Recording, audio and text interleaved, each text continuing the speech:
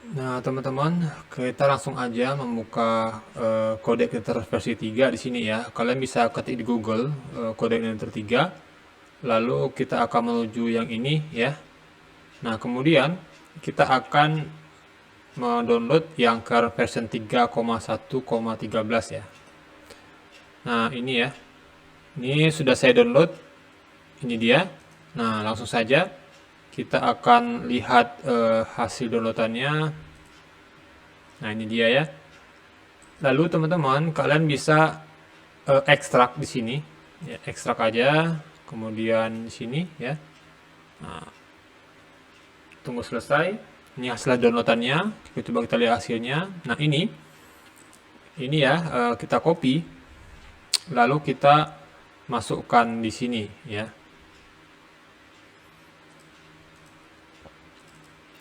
Di SAM, di htdocs ya. Kalian bisa di sini teman-teman. Lalu kita paste di sini. Nah, ini dia. Lalu kemudian kita akan rubah duitku misalnya. Ya, duitku ya. Nah, ini dia. Nah, teman-teman, selanjutnya jangan lupa untuk mengaktifkan SAM-nya. SAM-nya yang versi 3.2.3. Ini saya pakai yang ini, teman-teman. Kalau kalian menggunakan SAM yang lain, itu boleh aja ya. Tapi saran saya gunakanlah yang SAM versi 7 ya, ke atas ya. Nah, ini tanggal 4 bulan 9 2023.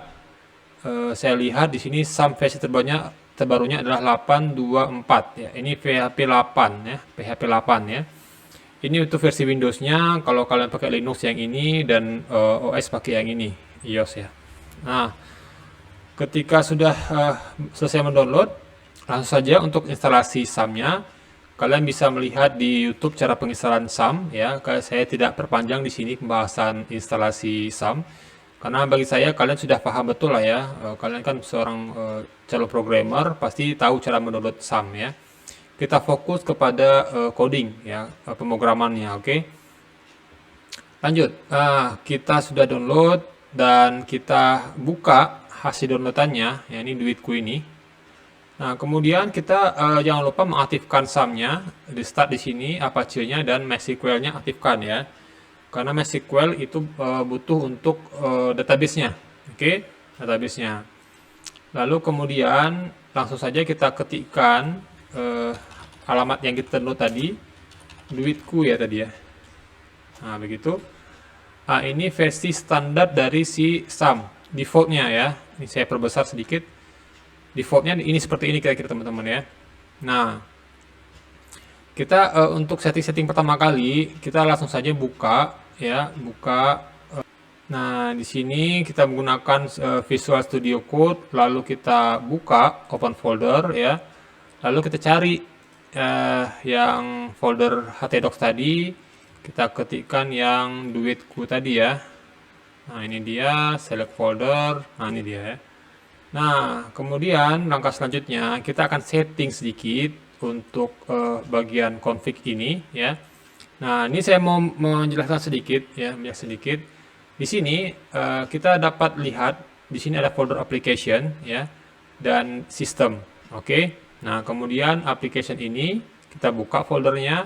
Kemudian di sini yang namanya CI itu menggunakan controller, model, dan view ya. Ini controllernya, ini view-nya, modelnya ini, oke, dan ini view-nya ya. Nah, kemudian kita pelan-pelan sedikit teman-teman ya, pelan-pelan sedikit membahas masalah CI ya, ataupun code igniter ya. Kalian bisa lihat di sini teman-teman, ini adalah URL dari duitku tadi yang kita buka tadi ya.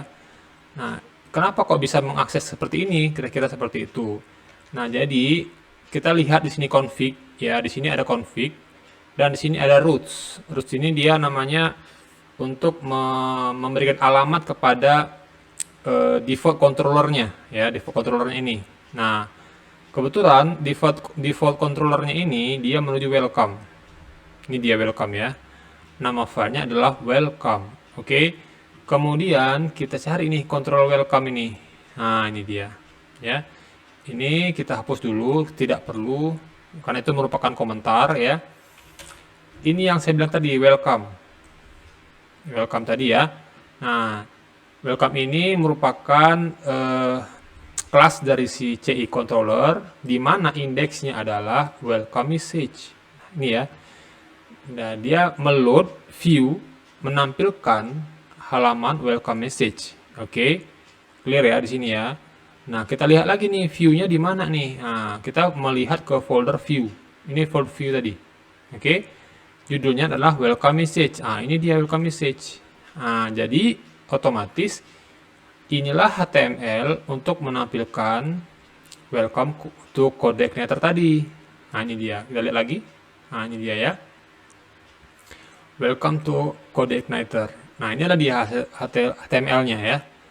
Inilah dia HTML-nya. Oke. Nah, jadi polanya seperti itu, teman-teman. Nah, jadi kita akan melihat controllernya dulu.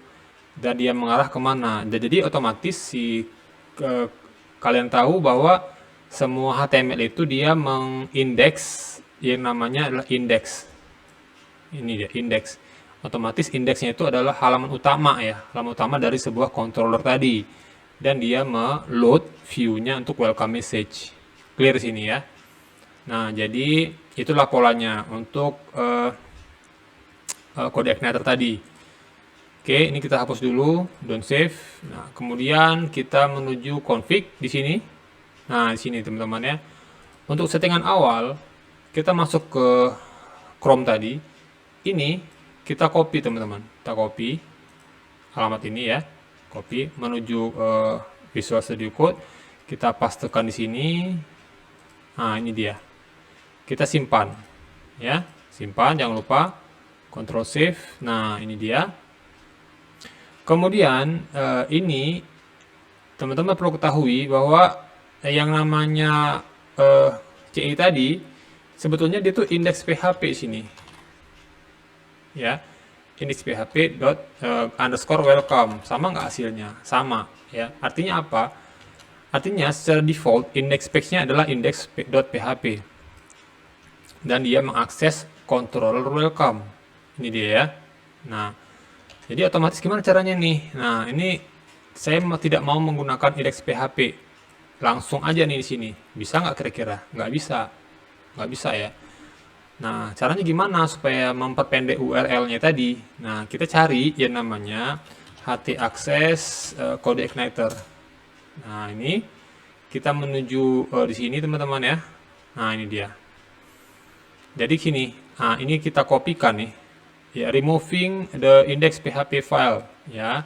Jadi kita sudah mulai belajar nih gimana caranya semua tutorialnya itu dokumentasinya kita baca ya. Masalahnya ada di situ semuanya. Ini kita copy ya, kita copy balik lagi ke Visual Studio Code. Nah, ini caranya.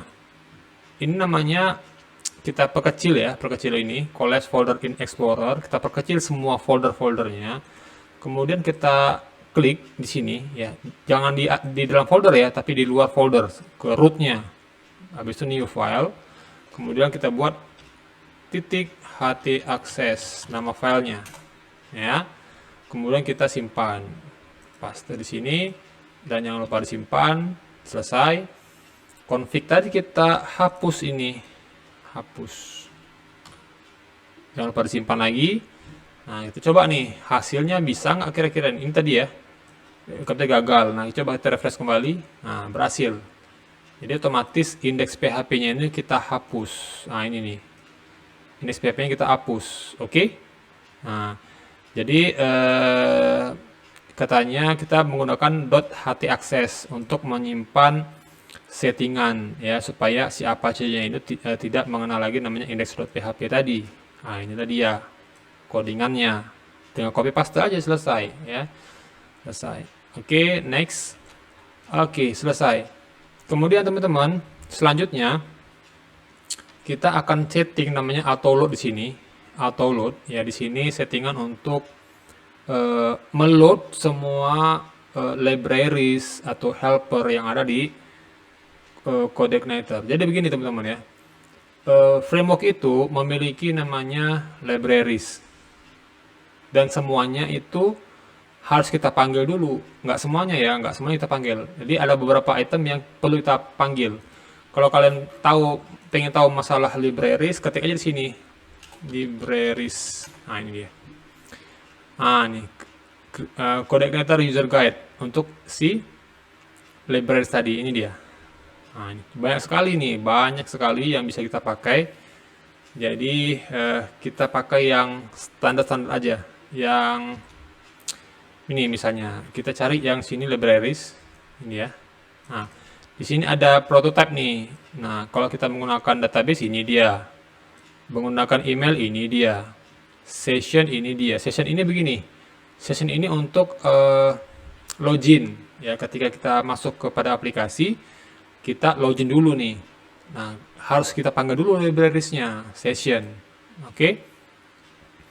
Nah, jadi kalau kita memakai database, kita copy aja ini, kita masukkan ke sini. Nah, selesai databasenya, ya, selesai. Kemudian kita geser ke bawah lagi, yang namanya helper. Nah, ini coba kita lagi helper sini. Kalau pengen tahu untuk masalah helper, kalian baca dokumentasinya ya. Di sini banyak sekali helper-helper yang bisa kita gunakan. Nah, form helper, file helper, email, banyak sekali ya. Tapi yang kita pakai yang standar-standar aja. Kita copy aja ini. Nah, ini copy, kita pastekan ke sini, simpan ya. Nanti saya jelaskan kenapa ini URL, kenapa ini file. Nah, URL nanti. Nah, kalau file ini biasanya kita ketika kita mengupload file kepada form, nah kita harus menggunakan namanya helper file ya, helper file. Nah, itu dia. Untuk config-nya sudah selesai. Coba kita lihat lagi untuk apakah ada error. Nah, ini nggak ada error ya. Welcome katanya.